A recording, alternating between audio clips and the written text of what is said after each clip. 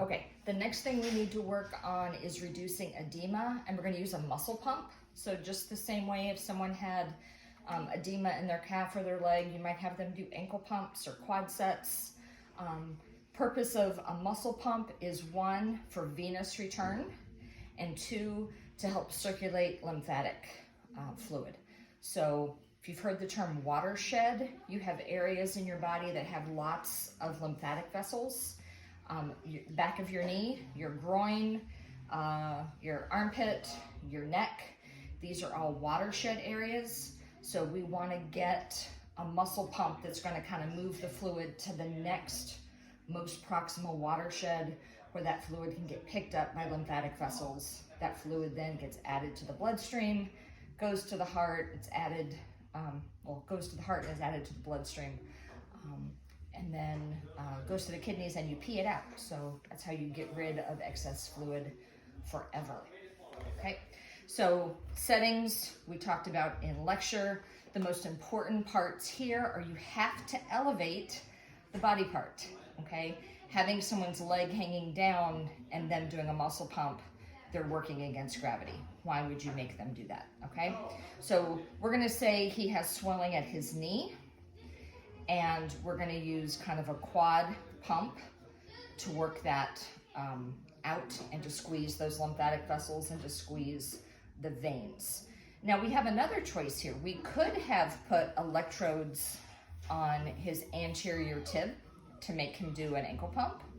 We could have done electrodes on his gastroc to make him do an ankle pump. We could have used 2 channels and done one on his anterior tib and one on his gastroc to make him go up and down with really strong contractions.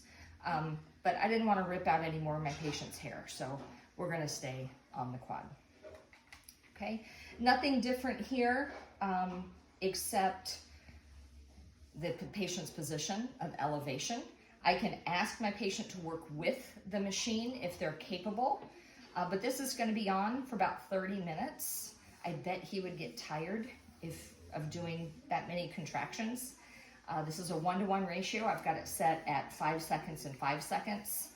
That or 10 and 10 are the most common. Okay, so I'm going to turn it on again, patient. So tell me when you feel it tingle. And then from there, if you're okay, we're going to move up to a contraction, okay? We're not going to see the same type of contraction because the knee is bent here.